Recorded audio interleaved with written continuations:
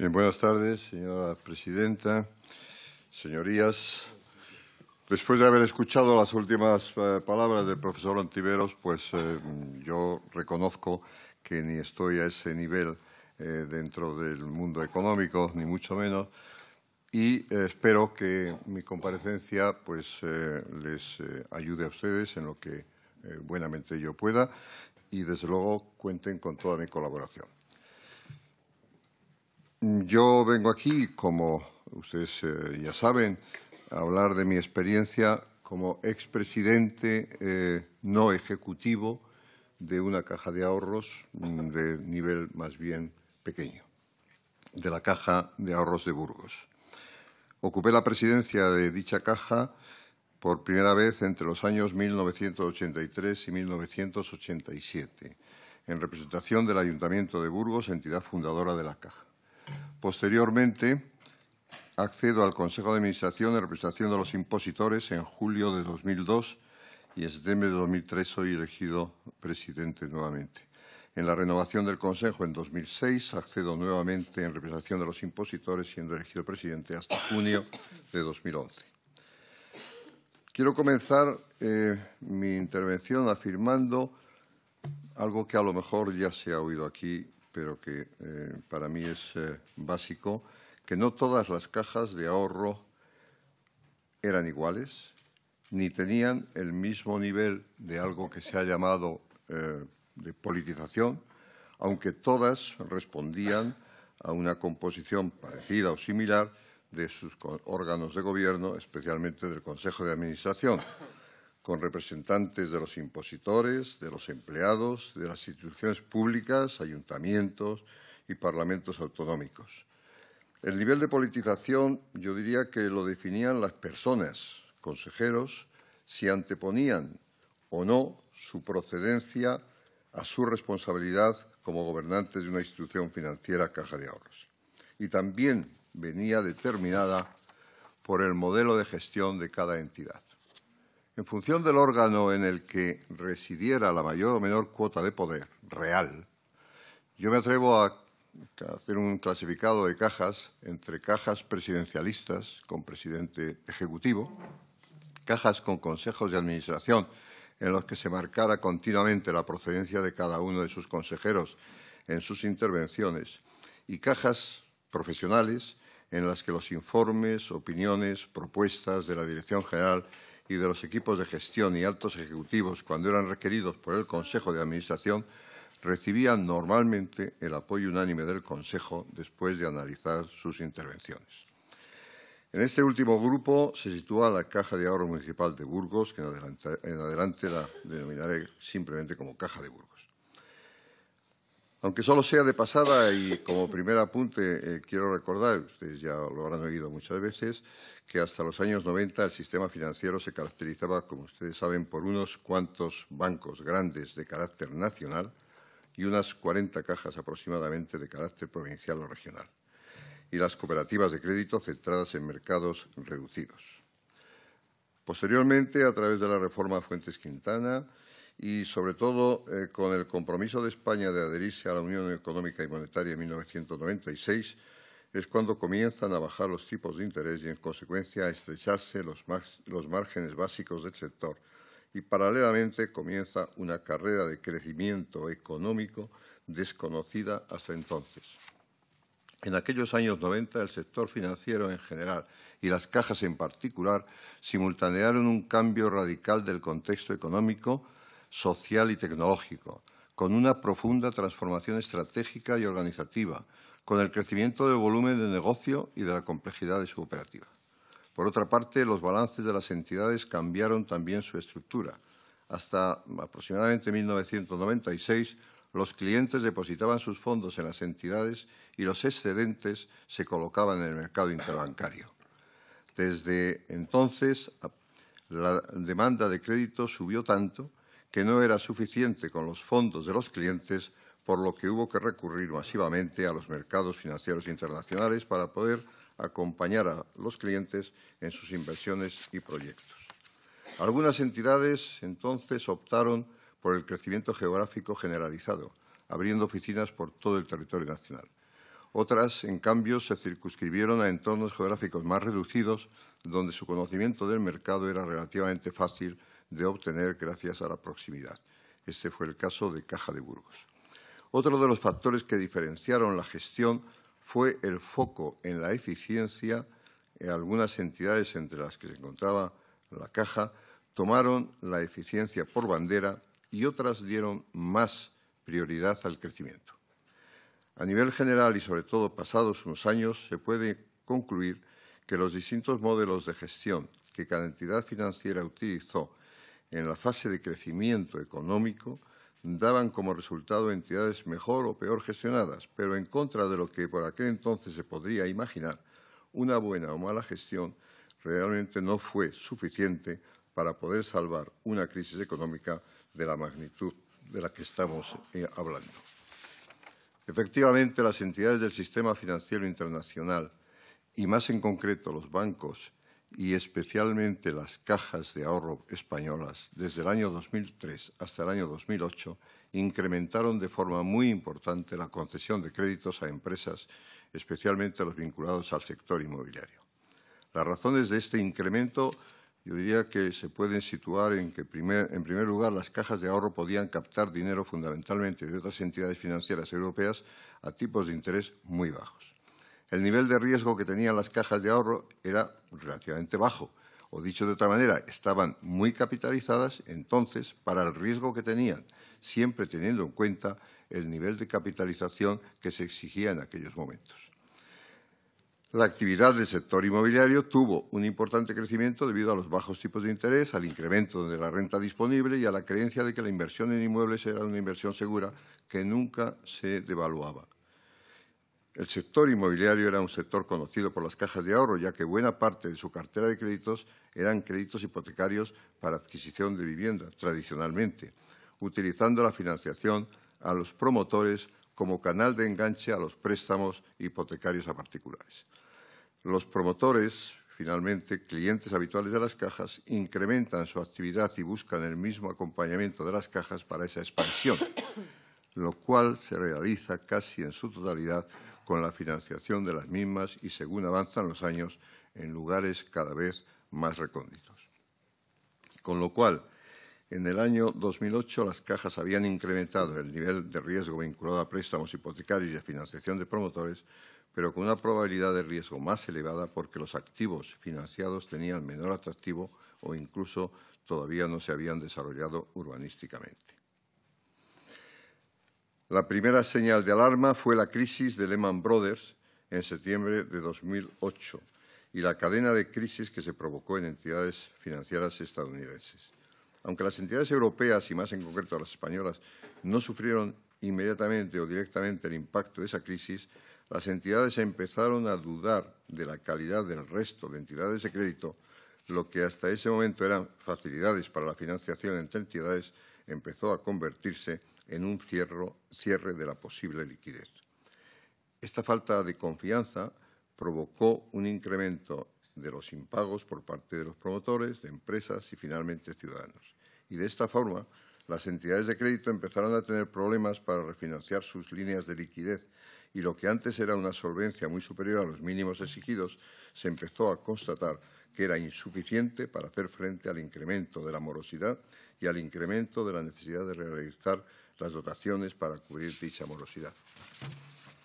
Los problemas de liquidez se intentaron solucionar por parte del Estado abriendo líneas de avales que fueron utilizados por las entidades para obtener esa financiación. Una cuestión muy diferente fue afrontar los problemas de solvencia. En el caso de las cajas de ahorro solo tenían dos vías para incrementar sus recursos propios, o la generación de beneficios, que a partir de 2008-2009 tuvieron una tendencia decreciente, o la emisión de cédulas participativas, las cuales, debido a la práctica inexistencia de derechos políticos, no eran aceptadas por el mercado financiero. Algunas, en periodos previos a la crisis, habían emitido títulos subordinados, pero a nivel bastante inferior. Las fusiones siempre eran un tema de debate dentro del sector de las cajas e incluso dentro de las distintas cajas, por no hablar del celo de las comunidades autónomas que no veían mal las fusiones intrarregionales, pero huían de las interregionales. En ese contexto se planteó sobre la mesa los SIP, Sistema Institucional de Protección. El SIP era una figura regulada por primera vez en España por el Banco de España antes del 2006 y que permitía que varias entidades financieras, como ustedes sabrán mejor que yo, pusieran en común sus riesgos y su solvencia sin necesidad de llevar a cabo formalmente una fusión, pero sí renunciando a un elevado nivel de autonomía en favor del órgano de gobierno del SIP, que estaba formado por las entidades participantes. Pronto se observó que los SIP no eran un instrumento suficiente porque en el momento que se buscaban fondos para incrementar capital, bien con aportaciones de socios institucionales o bien mediante la salida a bolsa, los inversores y los analistas exigían que el SIP, banco, tuviera todos los activos y todos los pasivos, con lo cual las entidades participantes en los SIP tuvieron que afrontar una nueva operación corporativa para que el banco tuviera en su balance todos los activos y pasivos, como digo. De esta forma, las cajas de ahorro mantenían su condición de entidad de crédito, pero con el ejercicio indirecto de la actividad financiera a través del banco, que instrumentaba el SIP, y, por lo tanto, las cajas tenían como única actividad real la actividad de su obra social. Tras esta situación, que era un tanto extraña en aquel momento, se publicó una nueva ley que obligaba a las cajas de ahorro que no realizaban actividad financiera a convertirse en fundaciones, que en un principio se las denominó fundaciones de carácter especial, posteriormente pasaron a llamarse fundaciones ordinarias y en otros a ser fundaciones bancarias. Permítanme que les relate, yo no sé si voy a ser pesado, pero espero que no, un poco la historia del camino recorrido por la entidad que yo conozco, que es en la que ejercía mi función de presidente no ejecutivo. He dicho anteriormente que ni el distinto modelo de la caja más profesional o más politizada, entre comillas, ni el distinto modelo de gestión pudo evitar la profunda crisis financiera y el tsunami llegó a todas por igual. Y no solo a las cajas de ahorro, sino también a las entidades bancarias, que, como ustedes conocen, porque aquellas por su tamaño o implantación necesitaban unirse a otras y se fueron absorbidas por otras entidades con mejor capacidad para afrontar la crisis. Pero de la misma forma, quiero afirmar que en la salida de la crisis sí que influyó decisivamente, a mi forma de ver, el modelo de funcionamiento, de gestión y profesionalidad de cada caja. En Caja de Burgos, el camino que se recorrió está marcado por unos hitos que voy a pasar inmediatamente. Una vez detectado el momento de la crisis que se cernía sobre el sector financiero y en especial sobre el sector cajas de ahorro, dado que sus mecanismos para afrontar la misma, como he dicho, eran mucho más limitados que los de los bancos, fundamentalmente porque las cajas no tenían capacidad de captar capital para reforzarse de la misma forma que sus competidores bancarios, la Caja de Burgos acometió un proceso de soluciones que llevaron a culminar, yo diría, entre comillas, con éxito, esta situación. En los primeros compases de la crisis y ante la idea de los mandatarios públicos de Castilla y León, nuestra comunidad, de crear un importante músculo financiero, era un tema muy loable, que apoyase el desarrollo económico de la región, se nos propone la creación del SIP, Sistema Institucional de Protección, como he dicho, entre las 6 cajas de ahorro de la comunidad. Tras el análisis profesional de la propuesta, la descartamos en Caja de Burgos por 2 razones lógicas. Primero, con respecto al instrumento del SIP, no aporta apenas nada en materia de sinergias de costes o ingresos, salvo quizás la unificación de la tecnología. Y, en segundo lugar, porque en materia de diversificación de negocio y, sobre todo, de riesgos, no solo no aporta, sino que suponía una mayor concentración de mercados, de riesgos y de clientes. Tras el fracaso del SIP, la Junta de Castilla y León y el propio Banco de España nos proponen a Caja de Burgos una integración con Caja España y Caja Duero. Volvemos a hacer un profundo análisis, en los profesionales, fundamentalmente y naturalmente, y se estructura un proceso de las 3 cajas con la coordinación y asesoramiento de KPMG para definir el proceso de integración. Tras varios meses de análisis, el equipo de dirección de Caja de Burgos decide proponer la no aprobación de la fusión. Y, de nuevo, es la concentración de riesgos y mercados, sumado a la situación ya complicada de las cajas implicadas, los que marcaron el argumento del rechazo de esta fusión. Pero nada más rechazada la fusión con Caja de España y Caja Duero, nos pusimos manos a la obra para negociar una integración con otras cajas, lo más solventes posibles, de otras regiones de España y precisamente para conseguir una mayor diversificación en todos los sentidos, además de un grupo más solvente. El proceso iniciado por Caja Navarra junto con Caja Canarias nos pareció el más atractivo posible dentro de los criterios definidos. Es conveniente recordar, porque quizás ahora no parece sorprendente, que una integración entre cajas de diferentes comunidades autónomas era algo que en aquel momento se veía como políticamente inviable. Comenzamos entonces a materializar una fusión que, al igual que se puede decir de los pasos posteriores, implicaba hacer de hecho lo que el derecho no amparaba. Esto significa que fuimos pioneros y fuimos creando el marco jurídico con nuestras propuestas que después utilizarían el resto de entidades. Quizás porque fuimos los primeros, porque nuestros números daban y la crisis aún no se vislumbraba en su terrible magnitud posterior, no solicitamos ninguna ayuda pública para esta primera operación. Con todo esto, creamos un nuevo banco y empezamos el proceso de integración, todo ello en tiempo récord y con un esfuerzo sin precedentes por parte de nuestros profesionales. Y a los pocos meses de esta nueva andadura como banca cívica, se realiza el primer test de estrés a la mayoría del sistema financiero español, incluyendo la entidad banca cívica. Y en ese escenario, en el escenario más adverso contemplado en este test, Banca Cívica tenía un déficit de capital de 200 millones de euros. Pero aquí quiero reseñar que es muy importante tener en cuenta que, a diferencia de la mayoría de entidades, las cajas que habían formado Banca Cívica apenas habían emitido instrumentos complejos como las participaciones preferentes, que se computaron entonces como capital para el test, y tampoco había pedido ninguna ayuda pública. Por tanto, nos presentamos ante ese análisis con nuestro puro capital y reservas de primer nivel. Y, no obstante, desde el mismo momento en que se nos comunicó el resultado del test, y a pesar de hablar de un déficit relativamente menor y en un escenario adverso, inmediatamente los técnicos se pusieron a trabajar en otras soluciones. De hecho, en cuestión de días estábamos negociando con uno de los fondos de inversión más relevantes del sector financiero americano a nivel mundial, la aportación al capital de 200 millones de euros que se necesitaban. Como comentaba, prácticamente el mismo día de la publicación de este primer test de estrés, Banca Cívica presentó la propuesta de inversión sujeta a la due diligence del fondo americano Flowers, de inversión de 200 millones de euros en el capital de Banca Cívica. Tras un profundo y exhaustivo proceso de revisión de cuentas, de negocio, etc., la oferta se hizo firme, pero el Banco de España no vio con buenos ojos la entrada de este capital riesgo en el sector en aquel momento.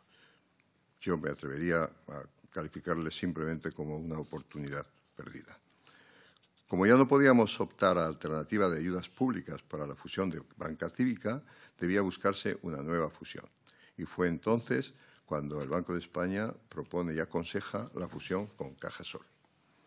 Tras la propuesta del Banco de España, el mismo nos indica que, de acuerdo con el test de estrés y la inspección realizada a la Caja Sol, esta necesitaría unos 800 millones y, por lo tanto, con los 200 de Banca Cívica, significaría una solicitud de unos 1.000 millones de ayudas públicas a través del FROP.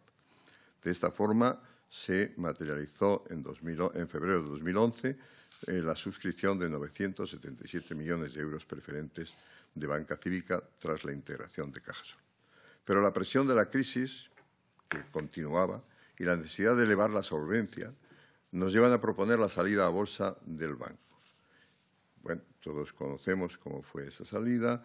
Se produce el 21 de julio del 2011 y aproximadamente, voy a resumir, se captaron en ese tiempo que estuvo la entidad en bolsa unos 600 millones de euros.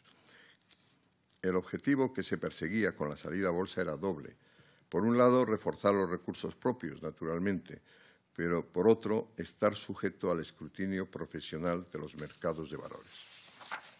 Tras la salida a bolsa, los requerimientos de capital y provisiones siguen incrementándose, la crisis sigue avanzando y la necesidad de integrarse en un grupo mayor y más solvente se hace patente. Y, precisamente, al estar cotizando en los mercados a través de la bolsa, con un precio claro y transparente de la acción, se facilita la posibilidad de una operación futura. Esta operación se logra a través con la oferta de CaixaBank, que Banca Cívica decide aceptar. Banca Cívica anunció su absorción por CaixaBank el 23 de marzo del 2012. El 26 en la integración no requería ayudas públicas y ni tenía ningún coste para el resto del sector financiero. Las cajas de ahorro con participación en el capital de Banca Cívica se convertirían en accionistas de CaixaBank a través de sus fundaciones. Caja Navarra con el 1%, Caja Sol con el 1%, Caja Canarias y Caja Burgos con el 0,7%. El 3 de agosto de 2012 tuvo lugar la inscripción de la escritura de fusión en el registro mercantil. Bien, hasta ahí, digamos, el proceso que siguió Caja Burgos para terminar con la entrada en CaixaBank. Conclusiones de ese camino tras el proceso, que me permito decirles a ustedes. Con el tsunami financiero vivido en el mundo y especialmente en España, la gestión de la crisis en Caja de Burgos puede considerarse un pequeño éxito, porque ha sido un proceso muy complejo en un contexto de máxima tensión e incertidumbre, pero los pasos dados, no exentos de una enorme valentía y esfuerzo de los gestores que lo llevaron a cabo, han culminado en que, primero, la devolución de todas las ayudas públicas recibidas en abril de 2013. Esto no solo ha supuesto no haber causado ningún coste a los contribuyentes, sino que, además, las ayudas recibidas en su momento para afrontar el proceso fueron retribuidas al erario público con un elevado tipo de interés. En segundo lugar, los clientes no solo no perdieron nada en este proceso, sino que además les fueron recomprados los instrumentos complejos en los que pudieron invertir en estas entidades financieras, habiendo disfrutado de un alto tipo de interés mientras mantuvieron su inversión. En tercer lugar, los accionistas que entraron a través de la bolsa, que mantuvieron sus acciones suscritas en la salida a bolsa, obtuvieron o mantienen plusvalías latentes. En cuarto lugar, los accionistas fundadores, es decir, las cajas de ahorro, son ahora fundaciones con un importante patrimonio y realizan una importantísima y exclusiva labor social a la que se une la propia y relevante labor social de CaixaBank en sus zonas de influencia, cuestión que la sigue distinguiendo claramente de los bancos tradicionales. En quinto lugar, los empleados han mantenido e incrementado sus oportunidades profesionales en un grupo mucho más grande y cualquier medida de racionalización de personal se ha hecho en condiciones muy favorables y en ningún caso con medidas traumáticas. Medidas llevadas a cabo en condiciones similares a las llevadas antes de la crisis. Quiero también señalar que los directivos que salieron del grupo en este proceso, según lo que yo conozco, no disfrutaron de indemnizaciones extraordinarias y fueron sujetas a la legislación laboral, renunciando a las mejoras que podían tener suscritas en algunos casos en los contratos de dirección. En definitiva, creo que podemos decir que, en nuestro caso, las personas que de una u otra manera tuvieron una implicación en la búsqueda de la mejor solución a un problema de dimensiones extraordinarias e históricas, actuaron con rapidez, con diligencia y resolvieron de la mejor manera posible la situación. Resumiendo, el camino y el final para Caja de Burgos. Aquella Caja de Burgos pequeña pero eficiente, cuya labor social y cultural fue de gran importancia para la provincia de Burgos, a través de su obra social, a través de convenios, impulsando el desarrollo cultural con la universidad, con la sanidad, participando en fundaciones, sin olvidar decisiones financieras que incidían directamente en el desarrollo económico de la provincia, a través de acuerdos para la consecución de infraestructuras sanitarias, de infraestructuras industriales, ha terminado su recorrido por la terrible crisis. En aquellos momentos, la Caja de Burgos era referencia en la provincia, sin lugar a dudas, tenía más del 40% del tema financiero de la provincia. Y fuera de la provincia, en las provincias limítrofes también. Manteniendo en la actualidad la fundación que se creó en su momento, que se dotó en su momento y que gracias a la creación de Banca Cívica y a su posterior fusión e integración en CaixaBank tiene un patrimonio de 200 millones de euros, con una participación del 0,7%, como he dicho, en CaixaBank, y con un presupuesto anual de 14 millones de euros destinados a financiar actividades sociales, dando continuidad a la obra social desarrollada por la Caja y acometiendo nuevos proyectos vinculados al desarrollo económico y social de la provincia de Burgos. La cifra esta de 14 millones es similar al presupuesto de la obra social de la Caja en el año 2006. Quiere decirse que realmente lo que se refiere a la clásica obra social se ha mantenido, se está manteniendo y tiene una vitalidad como tenía antes de la crisis. Estos datos, siendo importantes, son más relevantes si se compara con el entorno. Por poner un ejemplo, en Castilla y León había 6 cajas de ahorro, que ahora mismo son 6 fundaciones. De las mismas, solo 2 tienen entre su patrimonio una participación efectiva en un banco y de las 2, solo la Fundación Caja de Burgos tiene un presupuesto de gastos relevante, como he señalado anteriormente. Bien, este es un poco lo que yo puedo informar a esta comisión sobre la trayectoria de una caja de tamaño pequeño, de unas características determinadas, a lo largo de una crisis tremenda y que, resumiendo, ha sido capaz, debido a la buena actuación, yo diría, de sus gestores, de los directivos, fundamentalmente, del equipo técnico, ha sido capaz de que en la provincia de Burgos, que era donde tenía su sede la Caja y donde nació y donde se expandió, a través de CaixaBank se sigue manteniendo prácticamente más del 80% de todas las oficinas, de la atención a los clientes, etcétera. Es decir, ha sustituido rápidamente a Caja de Burgos en cuanto a las políticas financieras de una entidad como CaixaBank.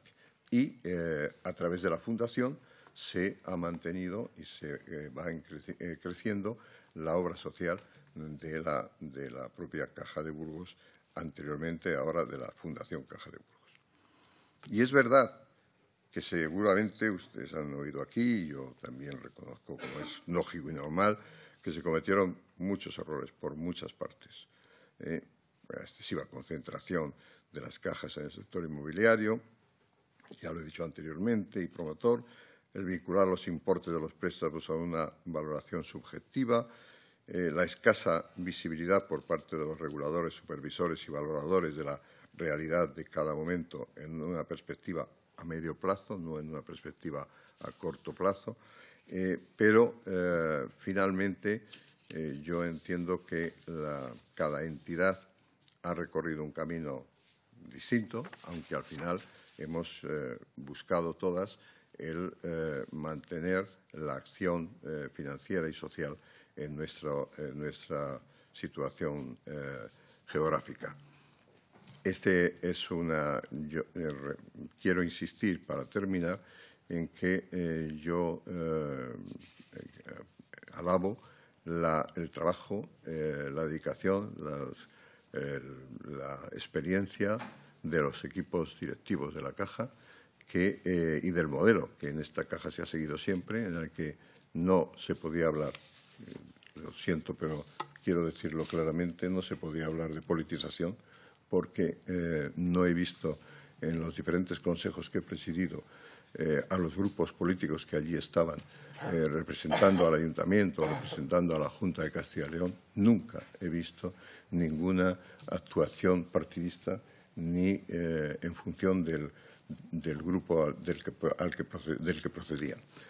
Todo lo contrario, han actuado siempre al unísono con el equipo directivo y, eso sí, estudiando, analizando todas las propuestas, todas las decisiones propuestas por el equipo directivo, pero luego actuando como un consejo que siempre estaba en sintonía y que siempre estaba apoyando a la caja. Esta es mi experiencia, esto es lo que yo les puedo contar, no les puedo decir otras cosas de más trascendencia económica posiblemente, pero creo que como ejemplo de lo que ha podido pasar en una entidad como una caja de ahorros, que tanto se habla de ellas, bueno, pues no ha terminado nada mal, sino que yo entiendo que ha sorteado la crisis con éxito y a lo mejor con suerte. Muchas gracias. Muchas gracias, señor Rivas Moral. Y por el grupo solicitante de la comparecencia tiene la palabra el señor de la Torre. Muchas gracias, señora Rivas. Muchas gracias por su exposición de lo que es bueno, pues una experiencia desde el punto de vista de una caja pequeña. Usted estuvo en dos etapas, en los años 80 y después entre los años 2003 y 2011. En los años 80, bueno, el Gobierno socialista promovió la Ley de órganos rectores de las cajas de ahorro en 1985 y me gustaría preguntarle cuál fue su experiencia y su valoración de esta ley de órganos rectores en cuanto a su efecto en el funcionamiento de la caja. También ha hecho referencia a que decía una cosa que no se admite muy a menudo, decía parecía políticamente inviable que hubiese un proceso de integración con cajas o con entidades financieras que estuviesen fuera de la comunidad autónoma.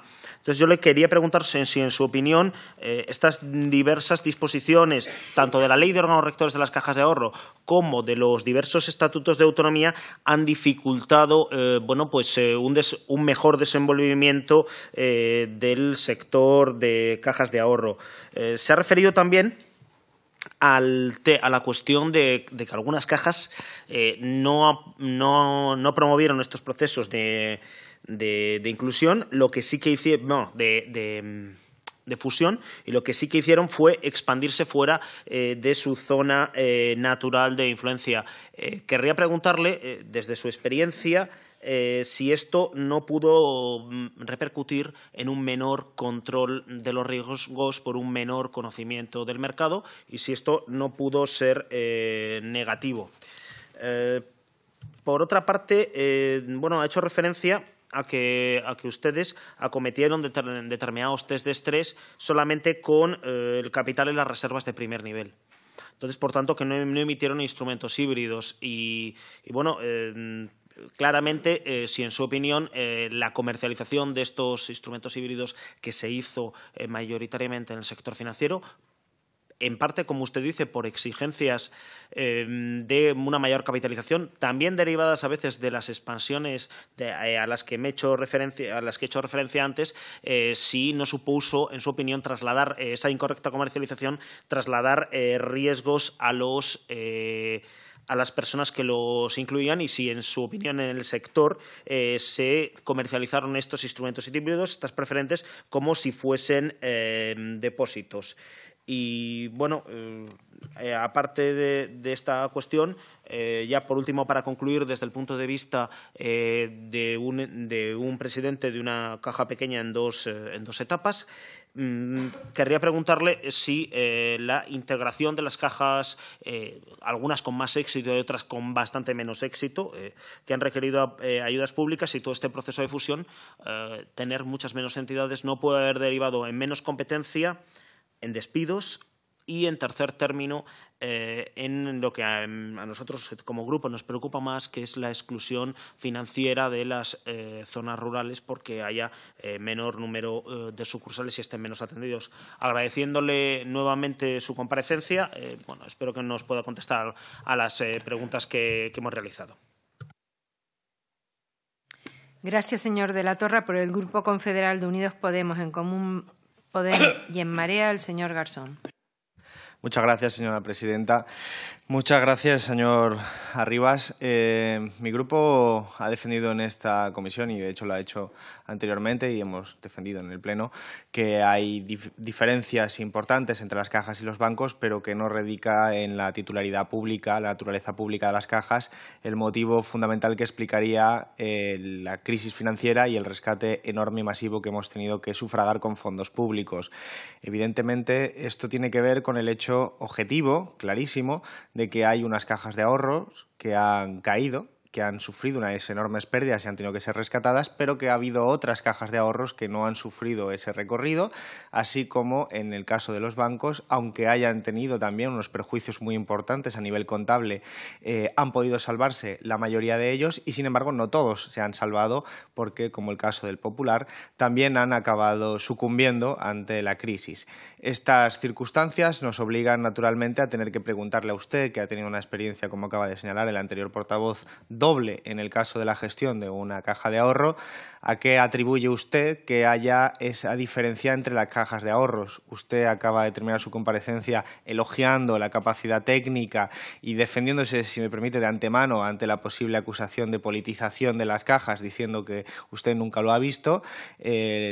Lo que nosotros tenemos que preguntarle a usted es cuál es la razón entonces, y no digo que nosotros podamos comprar, por eso ya he iniciado mi intervención de esa manera, ese discurso, pero cómo entiende usted que una caja como es la Caja de Burgos pues se vea sumida en procesos como los que ha descrito usted y que conocemos todos, mientras que ha habido otras cajas de ahorros que no han tenido que seguir ese camino, aunque hayan acabado finalmente todas convertidas en bancos. En suma, ¿por qué hay unas cajas que han caído y otras no? ¿Cuáles son, en su opinión, las causas de este fenómeno? La segunda cuestión que le quisiera preguntar es cuál es, a su juicio, el coste social, económico y financiero que tiene la desaparición de una caja de ahorros de las características de la de Caja de Burgos. Es decir, nosotros somos conscientes, y aquí la mayoría somos economistas, de que la actividad financiera de un banco es o ha sido históricamente en España sustancialmente diferente de la de una caja. Ha tenido una inclinación diferente, además ha cambiado a lo largo de los años por los cambios regulatorios, no cabe ninguna duda, y claro, usted tiene una experiencia en dos etapas distintas, decía el portavoz, o da igual las fases en las que queramos dividir, pero desde luego es evidente que la actividad financiera de una caja de ahorro en los años 80 no es la misma que en los últimos años. ¿Cuál ha sido el impacto de la desaparición de la Caja de Burgos de cara, por ejemplo, pues al tejido empresarial pequeño y mediano que existía y que existe en Castilla y León, o a los pequeños consumidores que emprenden una actividad económica y que, lógicamente, tienen un acercamiento muy distinto y una respuesta muy distinta si se trata de un banco o de una caja de ahorros? La tercera pregunta es si usted cree que estaba preparada la Caja de Burgos frente a la burbuja inmobiliaria, en dos sentidos. Si cree usted, que además ha estado en los años 80 y posteriormente, que hay una diferencia entre la gestión financiera y empresarial de los años 80 con la de los años recientes, ya prácticamente precrisis, hablamos años 2004, 2003, 2005 o incluso 2001, son años en los que la actividad financiera de una caja de ahorros era sustancialmente diferente de la de los años 80, si se dedicaban a otro tipo de actividades distintas a las que estaban pues orientadas originalmente las cajas de ahorros, y si usted cree que estaba preparada ese modelo que hemos conocido posteriormente, un modelo más especulativo, si me permite la expresión, que el de los modelos de los años 80. No quiere decir que en los años 80 no hubiera especulación, sobre todo técnica, pero me entiende usted con el caso de la burbuja inmobiliaria, con el caso de, en fin, de todo lo que ha sido la macroeconomía española. El volcarse en esos sectores, naturalmente, conllevaba un riesgo, y la cuestión es si usted cree que la Caja de Burgos estaba preparada para absorber pues esos riesgos que estaban concentrados cada vez más en actividades, pues igual que la propia economía española, con actividades de la construcción, promotores, inmobiliarias, etcétera, y que si esta Caja de Ahorros estaba preparada para un cambio de ciclo en el mercado inmobiliario o en el mercado en general económico. Simplemente estas preguntas. Gracias. Gracias, señor Garzón. Por el Grupo Socialista, el señor Palacín. Gracias, presidenta. Y quería darles las gracias también al señor Arribas por su comparecencia de hoy.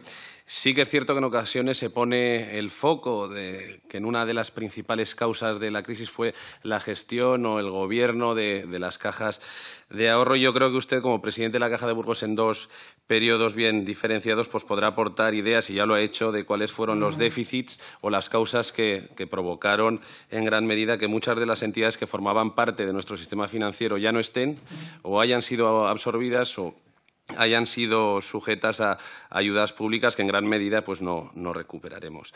Y en inicio sí que es verdad que fue una crisis hipotecaria generada en Estados Unidos que se trasladó o tuvo una traslación al sistema financiero global, con las particularidades que teníamos también en el sistema financiero español, que es una gran exposición al sector inmobiliario o a las actividades inmobiliarias. Aquí le queríamos preguntar si cree usted que la liberalización de la Ley del Suelo del año 98 contribuyó al crecimiento de operaciones inmobiliarias y a la financiación de las mismas. Usted que estuvo en los años 80 y luego ya posteriormente en los años 2000.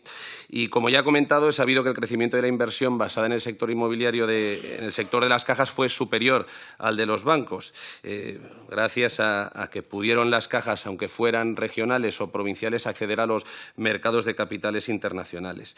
Y aquí sí queríamos preguntarle qué tipo de control y gestión del riesgo se hacía desde su entidad para conceder este tipo de operaciones, si marcaron algún máximo de riesgo asumible para este tipo de operaciones, para las operaciones relacionadas con el sector inmobiliario. Y no sé si compartimos lo que ha dicho en cuanto que no fue cuestión de una mejor gestión por parte de las diferentes cajas a la hora de asumir la situación de crisis, la propia gestión de los órganos de representación. Sí que es verdad que queríamos saber si echó en falta algún otro tipo de mecanismo macroprudencial o si con otros tipos de supervisión o mejor supervisión el resultado hubiera sido diferente. El resultado me refiero a la conclusión y a las consecuencias que ha tenido la crisis. En este punto queríamos también conocer si la entidad que usted presidía existía algún órgano de control de las operaciones de riesgo concedidas a empresas o personas vinculadas con la propia entidad. Ya sabemos que existe un proceso judicial en marcha, pero queríamos saber si eran sometidas al análisis de riesgo habitual o existía alguna comisión de ética o de garantías dentro de la propia entidad que velara por este tipo de operaciones con empresas o personas vinculadas. También ha explicado que Caja de Burgos, junto a Caja de Ahorros de Navarra y Canarias, fueron las tres entidades que impulsaron la creación de banca cívica, que fueron la primera entidad formalizada o formada utilizando el sistema institucional de protección. Y aquí sí queríamos saber qué motivó al Consejo de Administración de Caja de Burgos dar este paso para formar parte de esta fusión fría. Y si este proceso ayudó a mejorar las garantías de la propia entidad, sobre todo de cara a sus depositantes y clientes ahorradores. Hemos hablado esta tarde mucho de la percepción que tenían los gobiernos autonómicos a la hora de autorizar o favorecer fusiones de distintas cajas de ahorros. Inicialmente, el Gobierno de Castilla y León pues no favoreció el proceso de fusión con entidades ajenas al propio ámbito territorial de Castilla y León, incluso llegando a aprobar modificaciones legislativas para tener opción de veto a la hora de estas fusiones. Pero finalmente el proceso de fusión de banca cívica tuvo lugar con el beneplácito del Gobierno autonómico. Sí que queríamos saber si el retraso en el beneplácito o la autorización por parte del Gobierno autonómico a la hora de la fusión fría con banca cívica perjudicó la situación de la Caja de Ahorro de Burgos, Caja Banca Cívica, perdón. Y, como ha comentado usted, las entidades que se fusionaron dentro de Banca Cívica tenían todas, cada una de ellas, consideración de entidades regionales, cada una en su ámbito, no compartían ámbito comercial. Y nos gustaría saber, igual que a Banca Cívica ha habido otras, qué ha impulsado, qué ha motivado a estas entidades, que en teoría eran regionales, el abrir oficinas de representación en otros países bueno, fuera del ámbito comercial o fuera de lo que era su núcleo habitual de negocio. Y ya para concluir, una vez conocido el resultado, la absorción de Banca Cívica por la Caixa y devolución de las ayudas públicas recibidas, ¿cómo valora la creación y utilización del sistema institucional de protección y las propuestas de fusión que les hizo el Banco de España para absorber Cajasol y otras cajas en el interín de la fusión con la Caixa? Y un último apunte. En cuanto a la exclusión financiera, por la reducción de número de oficinas abiertas, sobre todo en núcleos rurales, si cree que a través de la obra social de las fundaciones que actualmente existen pudieran favorecer el acercamiento o el acceso de estas personas, sobre todo personas de una edad avanzada que tienen dificultades en la movilidad, que se han quedado sin sus oficinas de uso habitual en estos municipios, pues si pudieran favorecer que estas personas tuvieran acceso a lo que venía siendo su operativa bancaria habitual, que era una operativa sencilla y que es difícil que, teniendo la edad que tienen y la experiencia que tienen, puedan llegar a digitalizarse, que es hacia donde va ahora el sector. Nada más y muchas gracias. Gracias, señor Palacín. Por el Grupo Popular tiene la palabra el señor Juncal. Muchas gracias, señora presidenta, y señora Rivas, bienvenido a esta comisión.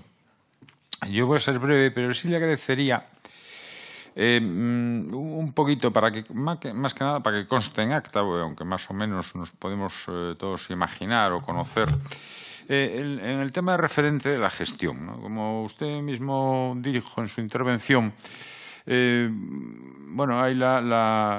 el dicho, o acudimos todos a eso, de que las cajas pues estaban muy politizadas. Entonces, usted las primeras palabras fue aclarar que era presidente no ejecutivo, es decir, que había un staff profesional. Entonces, un poco, digamos, cómo se gestionaba, ¿no? Es decir, cuál era el papel o cuál es el papel de un presidente no ejecutivo en relación con esa dirección, con ese staff de dirección, en diferencia, pues indudablemente, pues con un presidente ejecutivo.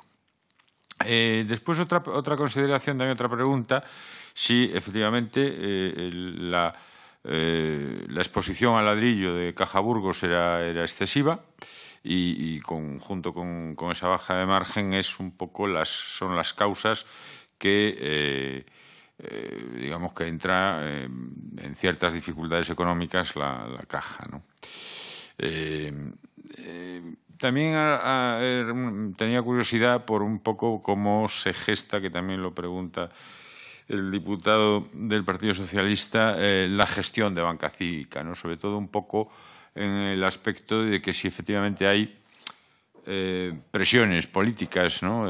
Con relación a eso, o responde simplemente a una razón lógica, como bien usted decía antes, fusionarse con el vecino, al final estás duplicando, adquieres como duplicado un cliente que ya tienes, los riesgos que son, digamos, ya ciertos, ¿no? Y después también hizo usted una referencia al Banco de España. Si no lo entendí yo mal, digamos que le señaló el camino, ¿no? Con la fusión de la Caja de Burgos, ¿no? Fue lo que le entendí yo un poco, y la absorción después con Sol. Entonces, decir, ¿cómo fue esa intervención del Banco de España en ese sentido? Si fue, no sé, técnica o incluso más que técnica, si hubo algún otro tipo de consideración, porque eso nos estamos refiriendo, tuvo que ser en el año 10, supongo, ¿no?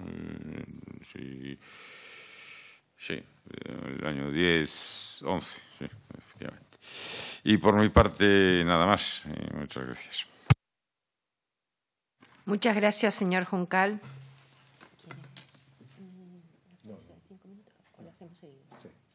Vale.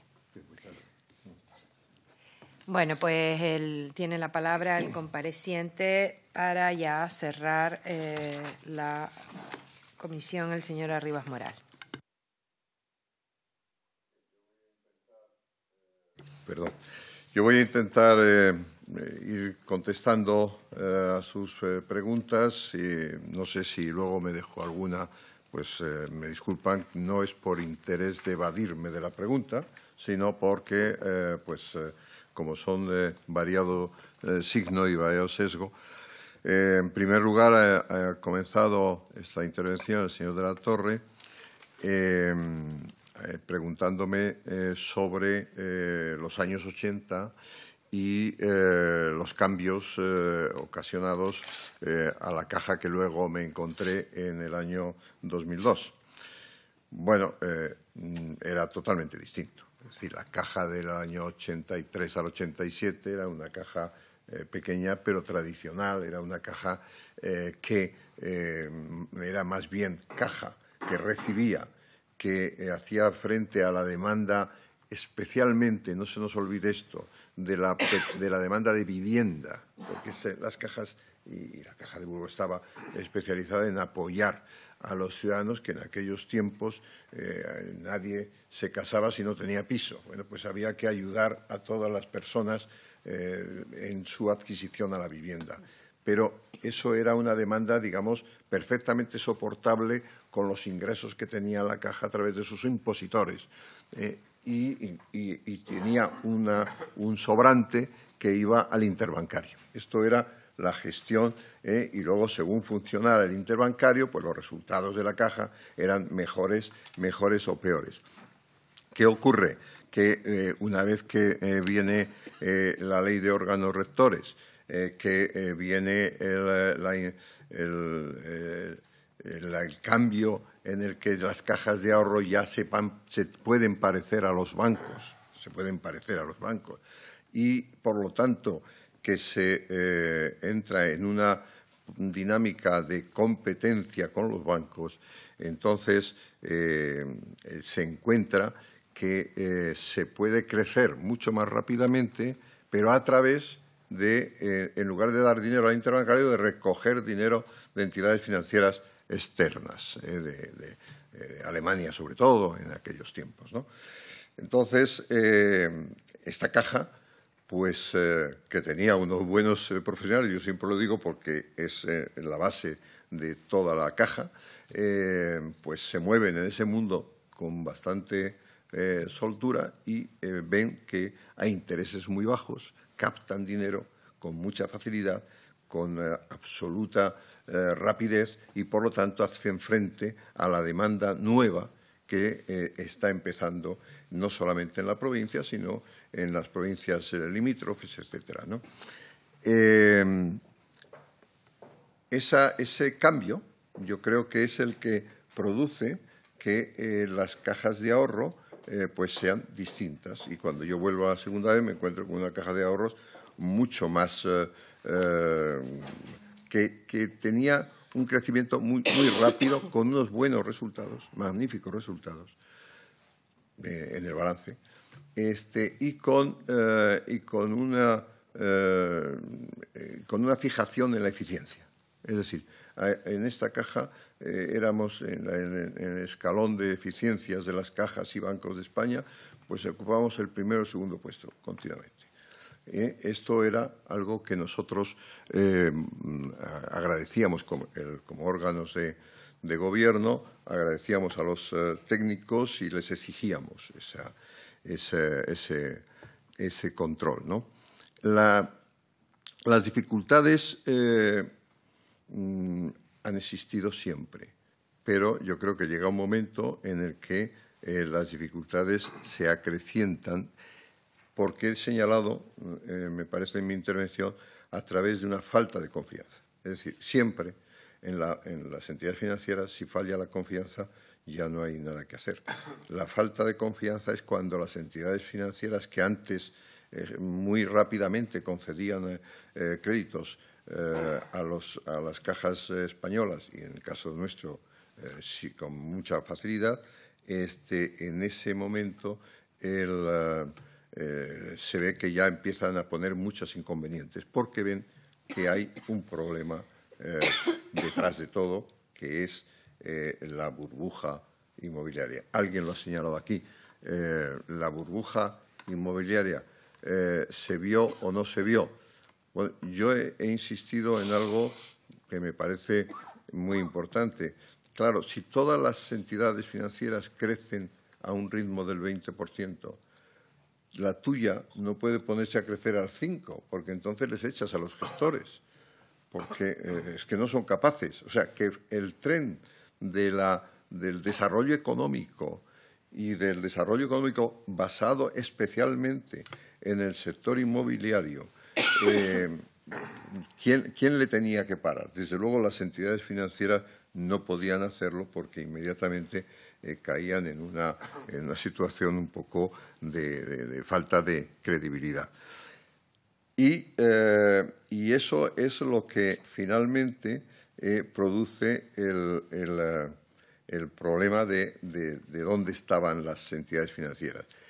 Y no porque tuvieran resultados negativos en su gestión, sino porque tenían que hacer frente, por un lado, a la falta a la corte de la financiación que tenían fácil antes, y por otro lado, a los impagados y a la morosidad y a tener que dotar esa morosidad en los balances. Claro, estas dos cosas juntas producen una situación muy complicada y muy difícil para las entidades y especialmente para las cajas de ahorro que no tenían otra posibilidad de captar capital, como he dicho anteriormente. El control de los riesgos, que me ha preguntado también, hombre, el control de los riesgos se hacía permanentemente, es decir, y en el Consejo, yo recuerdo perfectamente que uno de los informes que hacía la Dirección General era la mora. Era un informe fundamental. Claro, hasta el año 2008 o 2009, más o menos, realmente pues no había ninguna alarma, ¿no? La mora era la normal. A partir del 2009 empieza a aumentar pues cada trimestre prácticamente. Entonces viene la fusión o la entrada en banca cívica. La entrada en banca cívica no es que disminuya los riesgos, pero les comparte con otras entidades que tienen distintos riesgos. Esto es lo importante. Es decir, nosotros cuando entramos con las otras dos entidades, lógicamente los técnicos estudiaron el tipo de riesgos que tenía una, otra u otra, el tipo de actividad, a qué sectores se refería más. Había una que estaba más directamente relacionada con el inmobiliario, otra que estaba directamente relacionada más con el industrial, otra que estaba directamente relacionada con el turismo. Es decir, eran tres cajas de ahorro muy compatibles y geográficamente en situaciones muy distintas. Y eso te da una mejor control de los riesgos, porque lógicamente esos riesgos estaban ya en una proporción diferente, que era lo que estábamos hablando antes. Bien, cuando pasamos el test de estrés que he mencionado antes, bueno, estas eran tres cajas en un SIP, en un banco, que era Banca Cívica, que tenía, Banca Cívica, no sé si ustedes lo conocen, yo supongo que sí que lo han oído, pero tenía un modelo muy especial, muy singular. Era un modelo de caja, siendo un banco, un modelo de caja en el que los impositores, la ciudadanía, marcaba las líneas de acción social de esa entidad. Y, por lo tanto, era un modelo de caja muy en las manos de los impositores. Y eso a mí personalmente me agradó muchísimo y por eso alguien me ha preguntado que por qué se fue fuera de España o hizo algún tipo de… No sé quién… Ha sido usted, ¿verdad? Perdón. Bueno, precisamente por el tema del conocimiento de los problemas sociales del mundo. Es decir, cuando va Banca Cívica a Estados Unidos, se relaciona exclusivamente, no era para hacer política financiera, sino sobre todo para entrar en el mundo de las ONGs o de las organizaciones sociales. Y realmente en Washington es donde mejor se podía conocer toda esta acción. Y yo creo que esa ejecutoria fue muy positiva. Realmente el camino era conocer a las necesidades sociales y que estas instituciones nos dieran su confianza para buscar más impositores, lógicamente, porque al final todo se basa en tener una entrada de capital para después poder hacer la obra de acuerdo con los estatutos. Bien, la comercialización de instrumentos híbridos, me parece que ha señalado. Se refiere a preferentes. Bien. Nosotros no entramos en ese terreno, porque nosotros vimos, cuando digo nosotros, digo el equipo. Yo, desde luego explicaré lo que era un presidente no ejecutivo y la diferencia con un presidente ejecutivo. No entramos porque veíamos que eso era una forma de captar un capital de personas que no sabían lo que era ser socios de una entidad financiera y que al final esos instrumentos híbridos pues tenían una falta de seguridad en un futuro incierto. Y así fue. Entonces, la suerte que tuvimos fue no entrar en esa dinámica, que podíamos haber entrado porque era perfectamente legal. Lo que pasa es que nuestros técnicos y nuestros asesores nos indicaron que tenía un riesgo y que que tampoco estábamos necesitándolo al 100% en ese momento. Hablar hoy de las necesidades de capital es muy complicado porque es que cada año eran distintas.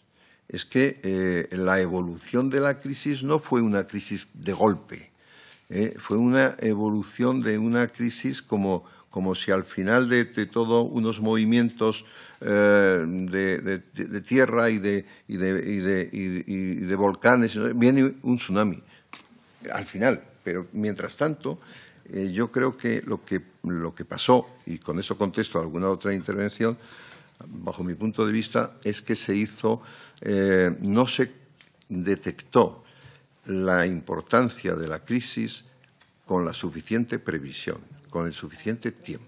Ese fue el mayor problema. Esto lo entiende cualquiera si coge la sanidad, y al que le guste los temas sanitarios sabe perfectamente que si por suerte o por especialidad o por conocimiento se detecta una enfermedad con antelación, al principio eso se suele resolver bien. Si no se detecta del todo, sino que se empieza a poner unas soluciones tímidas porque la enfermedad parece que no es tan grave y, sin embargo, va avanzando, cuando quiere reaccionar, entonces ya las medidas no han sido suficientes. Bueno, pues yo entiendo que esto un poco es lo que ha pasado. Decía el profesor Ontiveros, le he escuchado, ¿culpa de quién? Pues a lo mejor culpa de nadie, a lo mejor realmente, pero parece ser que esas cosas, los estudios, los investigadores, todo el personal, los equipos que tienen las diferentes instituciones de control y de seguimiento, bueno, tienen capacidad para ver el problema con más proyección. Eso yo lo digo simplemente como comentario, y eso pues aquí no tuvimos la suerte de darnos cuenta, ¿no? El señor Garzón me decía que no todas las cajas se han salvado de la misma manera, ni todos los bancos. Ha habido cajas que no se han salvado. Es que yo creo que la Caja de Burgos sí que se ha salvado. No porque ahora ya no exista Caja de Burgos, que no existe, sino porque la función que hacía Caja de Burgos, como las cajas de ahorro en general, pero Caja de Burgos en particular, de ayudar al desarrollo de la zona, de la región, de la provincia, desde el punto de vista económico y también desde el punto de vista social. Esa función, por lo que yo he constatado después, se sigue haciendo, yo diría que en una proporción muy elevada. No sé si el 90%, por ahí.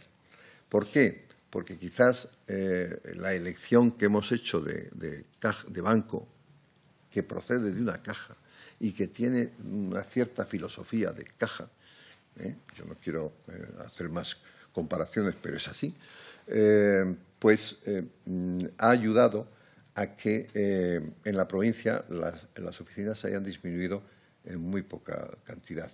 Y la obra de la fundación que ha quedado en Caja de Burgos, que es muy importante, ayuda a que esas personas más desfavorecidas o con más dificultades puedan acceder a las entidades financieras o a la entidad financiera CaixaBank. Ayuda en dos sentidos. Primero, como obra social y cultural, que la está desarrollando igual que antes. Pero es que además también está haciendo a través de la Fundación unas ayudas a los pequeños inversores, a los impulsores de pequeños negocios. También a través de la Fundación les están ayudando. Eso lo conozco porque lo he hablado bastantes veces con el nuevo director general de la Fundación. Es decir, que están precisamente porque en la obra social se detecta esa necesidad que normalmente no son los bancos grandes, ni las cajas grandes, ni las entidades financieras de tamaño las que llegan a esa ayuda, digamos, al impulsor de un pequeño negocio. Entonces, eso, en ese aspecto, creo, estoy de acuerdo con usted, en que, bueno, las cajas, es una pena que hayan caído tantas, posiblemente tenían que caer porque era un crecimiento excesivo y una proliferación de cajas excesiva, y había que hacer una especie de reajuste. Yo creo que ese reajuste se ha hecho en algunos casos, y en el caso del que yo he contado, me parece que se ha hecho correctamente. Y alguno me preguntaba, hombre, ¿por qué ha recorrido tanto camino? Pues porque en la vida para acertar hay que equivocarse algunas veces, hay que estudiar diferentes situaciones, hay que ver diferentes formas de salir de una determinada crisis, y nosotros, en la Caja de Burgos, ha estudiado diferentes planteamientos y eligió uno que consideró que mantenía las esencias de la Caja, que mantenía el apoyo a la sociedad burgalesa, y en este momento puedo asegurar que todavía se nota que los clientes antiguos de la Caja siguen estando en la entidad que ellos ahora se llama Caixa, pero es igual que para ellos es la Caja. Entonces, en ese aspecto se ha hecho una reconversión que efectivamente lo que hay que tratar es de que no se pierda el sentido que tenían las instituciones aquellas de cajas, y sobre todo, algo que yo he oído aquí y que tenía escrito además, el resultado de todo esto es la concentración de entidades de crédito. Esto es la verdad, la concentración de entidades de crédito. Bueno, la actividad de las entidades cajas que tenían en los distintos territorios, especialmente aquellos con un menor desarrollo económico, que es donde pueden estar las dificultades, es decir, las zonas rurales o las comarcas más deprimidas, especialmente, va a desaparecer con una trascendencia muy relevante. Por ello, entiendo, yo así lo digo cuando alguien me pregunta, que sería muy conveniente que los actuales bancos sean capaces de conjugar su ámbito nacional e internacional, que es muy interesante y necesario, con una vocación regional, es decir, con cierta descentralización de una forma activa. porque estoy de acuerdo que, si no, lo que vamos es a abandonar ese apoyo a las inversiones en aquellos territorios que más lo necesitan para fijar población y para todas las acciones, digamos, de tipo social y económico. Yo, en ese aspecto, creo que se debería de continuar. Es decir, ya se ha hecho la reestructuración, ya hemos cambiado las cajas por fundaciones. Ahora lo que tenemos que intentar, entiendo yo, los órganos supervisores, etcétera, es que esos bancos no abandonen la acción directa a los territorios más deprimidos y con más necesidades, porque efectivamente en ese caso entonces habremos equivocado la reestructuración.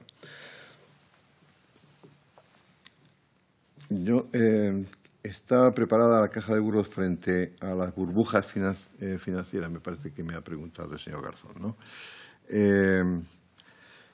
Bueno, la Caja de Burgos no estaba preparada para una burbuja de esta dimensión.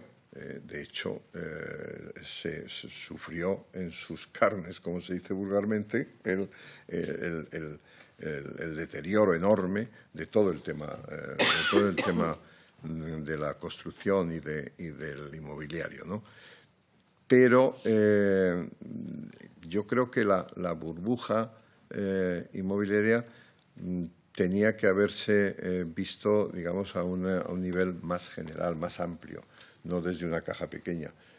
La caja pequeña lo que sí que estaba era obligada a acompañar a sus clientes habituales en esa dinámica un poco alocada. Yo creo que como la culpabilidad no es de uno solo nunca, sino que es repartida, las cajas también tienen la culpa de haber acompañado en momentos ya de cierta dificultad, incluso cuando yo les decía de aquellas promociones que ya estaban no en la provincia, sino en sitios muy recónditos. Entonces, en aquel momento, yo creo que las entidades financieras, cajas de ahorro, deberían de haber puesto el freno, ¿no? Pero no lo puso. No lo pusieron porque el crecimiento era muy fuerte y era fácil.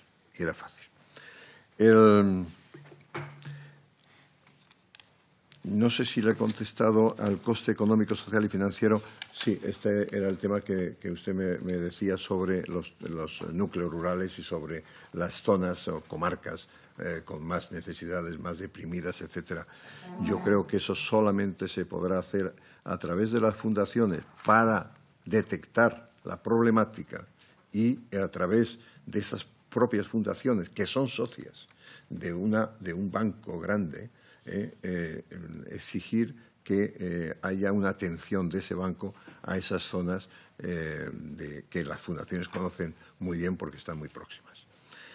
El señor Palacín me habla de la entrada de la caja, del inicio de la entrada de la caja en el sector inmobiliario. Ya le he explicado yo que la entrada en el sector inmobiliario venía, digamos, de una manera perfectamente lógica. Es decir, ¿por qué? Porque las cajas eran las que financiaban el tema de la vivienda. Entonces, para financiar las viviendas, lo primero era financiar al promotor o al constructor. Entonces, la hipoteca primero se le daba al que construía y luego esa se dispersaba en los diferentes propietarios.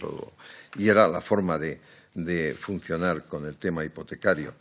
Y luego, si había algún tipo de control con las personas o con empresas vinculadas a alguna persona de los órganos del Gobierno, y usted se refiere directamente a mí.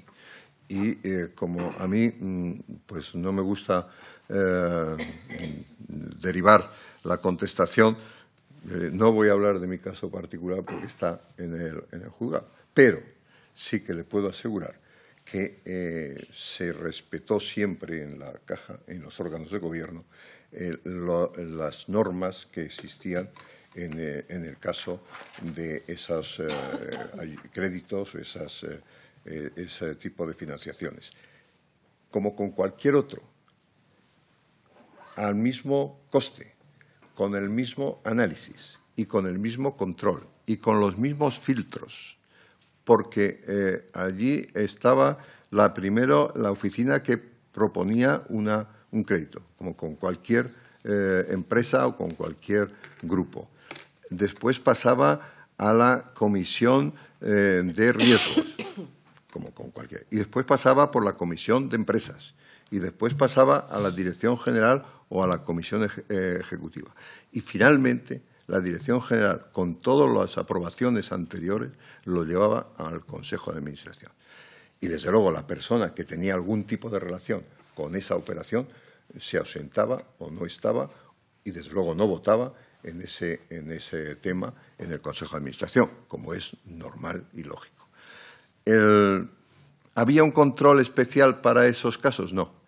Era el mismo control en todas las empresas o en todo el riesgo de la caja por sectores, y sí que había en el Consejo de Administración una norma que era ver la proporción de riesgos de unos sectores con otros.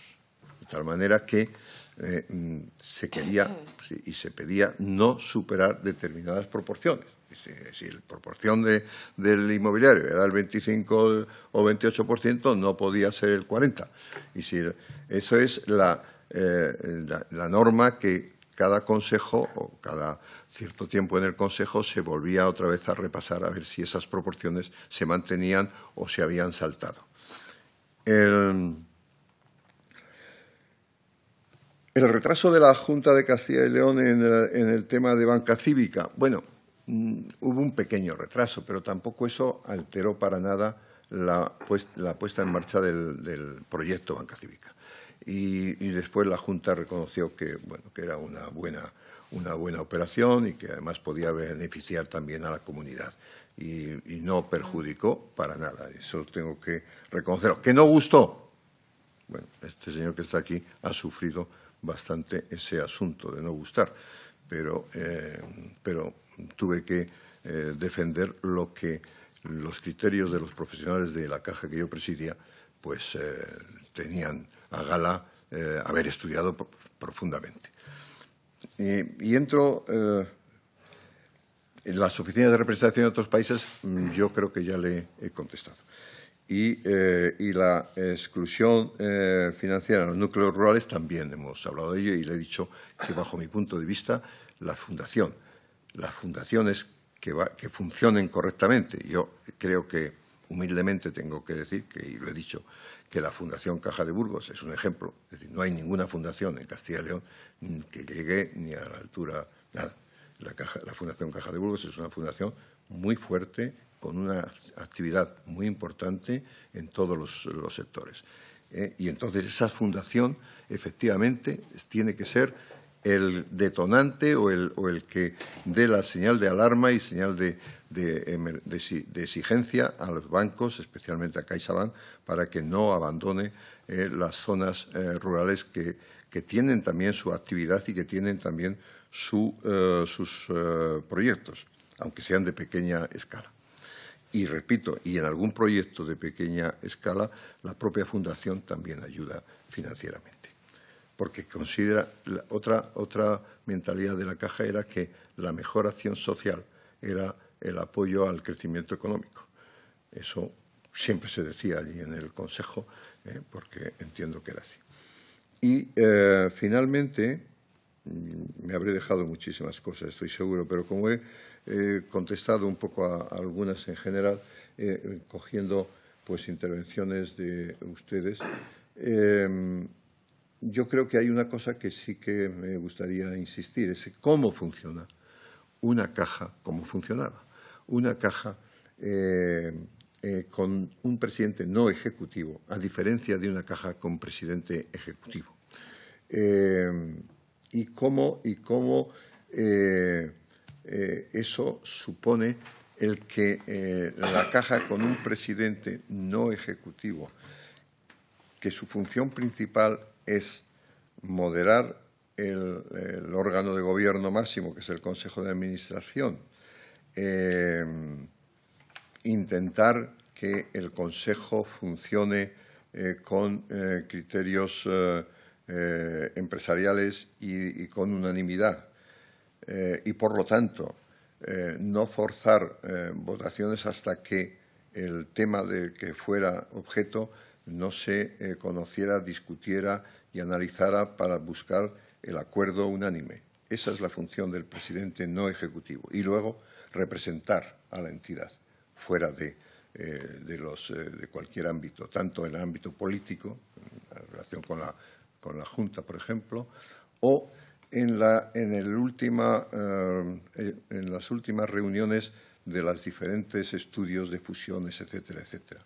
Bueno, conociendo los informes del equipo técnico y de dirección, ya he dicho que el equipo de dirección dijo un no a la fusión inicial con Caja Duero y Caja Española, lo he dicho claramente, y claro, ante ese no del equipo directivo, que era un no interno, es decir, un no después de muchas razones y de muchos estudios, el presidente tenía la obligación de, si el Consejo aceptaba ese no, pues trasladarlo a la entidad correspondiente o a la autoridad correspondiente.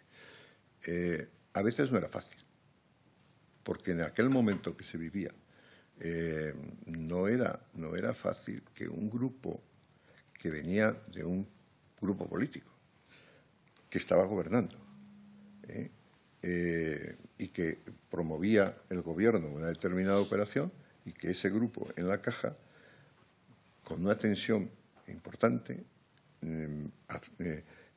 se inclinara por la opinión de los profesionales. No era fácil. Quiero decirlo porque supongo que ustedes así lo entenderán. Pero en ese aspecto yo creo que se hizo una labor muy importante desde el punto de vista social y desde el punto de vista político. En estos momentos yo creo que donde la vinculación de la Caja con la sociedad burgalesa era tan enorme que los grupos políticos y los diferentes componentes del Consejo, en una proporción muy en determinaciones del 100%, puedo decir, coincidían plenamente, a pesar de que a lo mejor en otros niveles más políticos, lógicamente, pudieran tener discrepancias, pero dentro de la entidad, desde luego, razonaban y estudiaban y analizaban las propuestas y las determinaciones de la dirección general y de todo el equipo. Era una dirección general compartida, es decir, también el Consejo tuvo en cuenta que no hubiera una sola persona, que hubiera el director general. No, era un director general con 3 directores generales adjuntos y luego con todos los jefes de los diferentes sectores. Y nosotros pedíamos la asistencia al Consejo según los temas de los diferentes directivos que podían ayudar a tomar cualquier tipo de determinación. Yo creo que he intentado explicar lo que ustedes me han preguntado, y si alguna cosa creen que no la he contestado o que no la he aclarado suficientemente, pues yo no sé si hay repreguntas o no existen o no existen, ¿no? Entonces, me salvo, sí. No pasa nada, porque con tal de, yo lo que me gusta es aclarar en lo que yo pueda, las dudas que puedan existir. Termino diciendo que, bajo mi punto de vista, se ha salido de la crisis, pero los riesgos siempre estarán en los sistemas financieros. No quiere decir que ya estemos en la gloria, ¿no? Yo, sin embargo, creo que hay que modular y hay que las autoridades que tienen esa responsabilidad tienen que apoyar que estas nuevas grandes entidades financieras, que son las que han quedado normalmente y van a quedar, no pierdan de vista el desarrollo de toda la ciudadanía y de todas las regiones. Eso por un lado. Y por otro lado, ya que se ha determinado que uno de los motivos de la crisis fue el retraso en valorar adecuadamente los riesgos y la gravedad de la crisis, bueno, pues que se apueste mucho por los grupos de estudio, por los técnicos en las diferentes administraciones, exigiendo informes periódicos y desde luego, para eso están los técnicos y los grupos de trabajo y de previsión de la marcha de la economía, etcétera, etcétera. Eso no hay que perderlo de vista y ponerlo siempre en la primera página. No esperar a que las decisiones cuando no están soportadas por estudios serios tienen muchísimo riesgo de ser equivocadas. Esa es mi opinión. Y con ello y les ruego que en el tema personal no he querido entrar, pero también les digo una cosa, es que estoy tranquilo porque he actuado siempre con la misma línea en empresas que podían estar vinculadas a mí, nunca propietario, sino socio minoritario en todas, y en empresas vinculadas a lo mejor a alguna hija mía. Nunca he tenido ningún interés por encima de la caja y posiblemente lo mal que me ha ido en mis negocios haya podido ser por dedicarme demasiado a la caja y haber abandonado. Pero en la vida uno se equivoca muchas veces y yo reconozco que también me he equivocado muchísimas veces, pero tengo la satisfacción de que todo lo que he ganado en mi vida lo he puesto al servicio de las empresas en las que yo he trabajado y, por lo tanto, más no puedo dar porque he dado todo. Muchísimas gracias.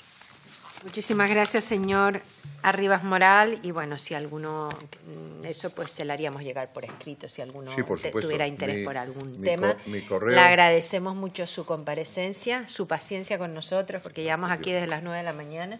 Usted me entiende. Y se nos ha ido acumulando porque la gente de hoy era pues gente interesante que al final pues tampoco hay que limitar el tiempo de los portavoces porque lo que interesa aquí, como usted sabe, es saber y que la gente nos informe de cosas que pueda ayudar cara al futuro, de no cometer los mismos errores y sobre todo dar garantías a los ciudadanos de que tenemos la legislación y el sistema financiero que tiene que tener este país después de la experiencia vivida. Pues muchísimas gracias. Levantamos la sesión. He estado poniendo mal por un momento. Creo que estoy con fiebre. Cuidado porque no viene